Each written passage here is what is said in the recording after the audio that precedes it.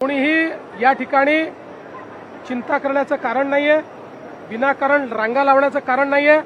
Online booking होत आहे, लोकांना वेळेत गॅस मिळण्याकरता पूर्ण गॅस आपल्याकडे उपलब्ध आहे। पण आपल्या देशात पॅनिक तयार करायचं ही जी काही काँग्रेसची बुद्धी आहे, ही बुद्धी देशाला विघातक आहे। सरकारचं काय असं झालं माहिती आहे का? गांडू भडवे रंचडे मर्दोके बेहाल पतिवत्ता भूकन मरे पेढे खाये छिना।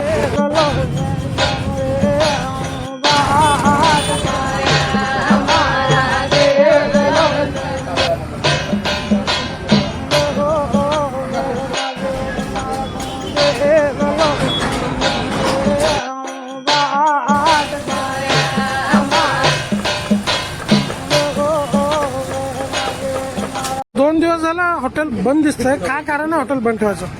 गॅस कमर्शियल टाकी भेटत नाही आणि लहान टाकी लावलं तर त्याने लावू देत नाहीत। एक तर कमर्शियल पण देत नाहीत आणि लहान टाकी लावायला गेलं तर त्याने लहान टाकी पण वापरू दिल्या गेल्या। ते टाके देण्या म्हणतात त्याने। आम्ही विचारलो जाऊ, तुम्ही गॅस एजन्सीमध्ये गेलो होतो का? हा गेलो होतो। काय झालं नेमकं? तिथं मोठ्या कमर्शियल टाकीचे नाही गेले। असं कोण म्हणलं तुम्हाला? याचे गॅस एजन्सी मालक। बरं बरं, टाक्या येत नाहीत असं बोलणं त्याचं। मोठ्या टाक्या येत नाहीत, त्यांच्या कामगारांशी संपर्क साधलो, त्याने पण म्हणले मोठ्या टाक्या येत नाहीत, फक्त लहान टाक्याचा पुरवठा होत आहे। मग लहान टाक्याचा वापर करून तुम्ही म्हणजे हॉटेल चालवू शकत नाही? त्यांना त्याने पथक चालू केलं।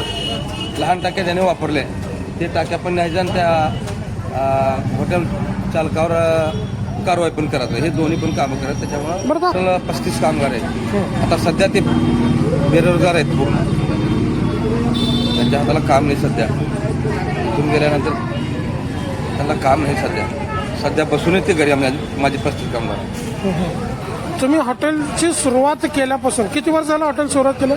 28 वर्ष झालं। 1997ला लावलं हॉटेल मी। बरं, 1997 पासून आजपर्यंत अशी कधी परिस्थिती आली का तुमच्यावर?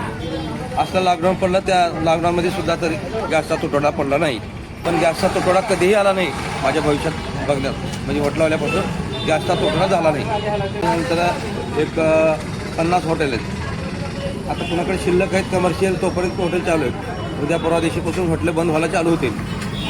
माझं पहिल्यांदा बाजू जे नोकरदार म्हणजे काही विद्यार्थी आहेत तुमच्याकडे मेसला जेवण करायला येतात, त्या विद्यार्थ्यांचे जे उपासमार होतं त्यांच्या पण त्यांच्या मागे परीक्षा। त्यापेक्षा सर्वात जास्त अडचण पेशंट जे आपल्या उमरगा तालुक्याला कर्नाटक बॉर्डर आहे आणि कर्नाटकचे पेशंट भरपूर आहेत उमरगा तालुक्यात, भरपूर जर इथे ॲडमिट होतात। आरोग्य नगरी असल्यामुळे रुग्णांची संख्या जास्त आहे। हां, त्यांना जेवण नाश्ता शिरा उपीट जे वस्तू लागते ते वेळेवर भेटणार नाही त्यांना पुन्हा। आणि काय म्हणजे तुम्हाला दिसून आलं या ठिकाणी? सकाळी आमचं गाव उमरग्यापासून 20 किलोमीटर अंतरावरती आहे।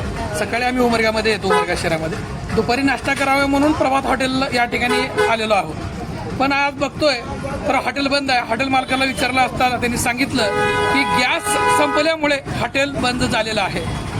काय सरकार म्हणतंय की गॅसची व्यवस्था केलेली आहे, कुणी घाबरायचं कारण नाही। पण उमरगा शहरामध्ये आणि तालुक्यामध्ये रांगाच्या रांगा गॅससाठी लागल्या आहेत आणि इथं बघताय तर युद्ध चालू इराणला आणि उमरग्यामध्ये हॉटेल लाईन आजपासून बंद व्हायला एक हॉटेल सुरुवात झालेली आहे। या सरकारची आज आम्हाला स्वतःलाच लाज वाटायला आहे। एवढी दैनिक अवस्था या सरकारने या महाराष्ट्रामध्ये, महाराष्ट्राच्या लाजच्या कोपऱ्यात तर टोक म्हणजे उमरगा तालुका आहे। किती दुर्दैव आहे आणि महाराष्ट्राचं किती मोठं दुर्दैव आहे का बाहेर मोठं म्हणजे बाजार मार्केट असलेलं उमरगा शहरामध्ये हॉटेल लाईन जर बंद असेल, बाहेर गावांनी आलेल्या लोकांनी उपाशी मारायची अवस्था त्या उमरगा शहरामध्ये चालू झालेली आहे। सरकारचं काय असं झालं माहिती आहे का? गांडू भडवे रंचडे मर्दोके बेहाल पतिवत्ता भूकन मरे पेढे खाये छिना।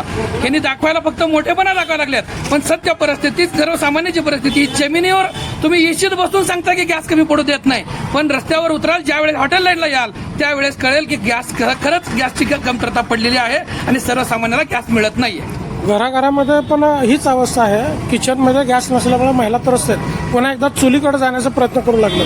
त्याबद्दल काय सांगाल? 100% खरं आहे। जो आजपर्यंत या सरकारने म्हणलं महिलांना धुरामधून बाहेर काढतो, पण आज हे सरकार त्याच धुरामध्ये परत महिलांना टाकतंय की गॅसची कमतरतेमुळे परत महिला त्या धुराच्यात जाणार आहे। लाडक्या बहिणी पुन्हा चुली पुढे बसून रडणार का? 100% रडण्याची परिस्थिती या सरकारने तयार केली आहे. सर्वसामान्याला न्याय मिळाला पाहिजे अशा पद्धतीने मोदी पंतप्रधान यांनी ह्याच्यात पूर्वक लक्ष घालावे आणि देवेंद्र फडणवीस साहेबांनी याच्यामध्ये तोंड बंद ठेवा एवढी विनंती करतो. स्वयंपाक कुठलं चुलीवर करायला मी साहेबाचा स्वयंपाक किती दिवस झाले आता एक 8 दिवस झाले चुलीवरच आहे स्वयंपाक. का गॅस सिलेंडर भेटत नाही घरी? नाही भेटणं. काय प्रॉब्लेम काय लागला? काय ते शॉर्टेजेस मध्ये सारखं रांगा लागले तिथे मिळणार. परत जाऊन आले आम्ही मुलगा जाऊन आलो परत. तुम्ही मोदी सरकारचं उज्ज्वला प्लॅन पाहिले ना का? म्हणजे मोफत कनेक्शन केला ते उज्ज्वला दाखवासाठी केलं त्यानं सगळं. उज्ज्वला नाही ना काही नाही. अहो घराघरामध्ये ज्याच्या घरात चूल आहे त्याला चुलीपासून होय, दिले बाटल्या. सिलेंडरवर स्वयंपाक करा. मोदीचं बाटला उज्ज्वला आहे घेऊन का करावं सांगा त्याला भरायला पाहिजे का नाही. सिलेंडर नाही म्हणून आम्हाला हॉटेल तर बंद ठेवता येत नाही, कारण की भाडे वगैरे भरपूर आहेत. त्याच्यामुळे आम्हाला हॉटेलवरून लाकडावर आणून बड्डी चालू ठेवतो आम्ही. आता हे चुलीवर स्वयंपाक करून नाश्ता करता का? हा, चुलीवर शिजवतो बिर्याणी आम्ही. आता सरकार गॅसची सोय झाली पाहिजे आम्हाला. गॅसच भेटत नाही म्हणलं नाही, आम्हाला चुलीवर करावंच लागणार आहे. हॉटेल बंद ठेवता येत नाही.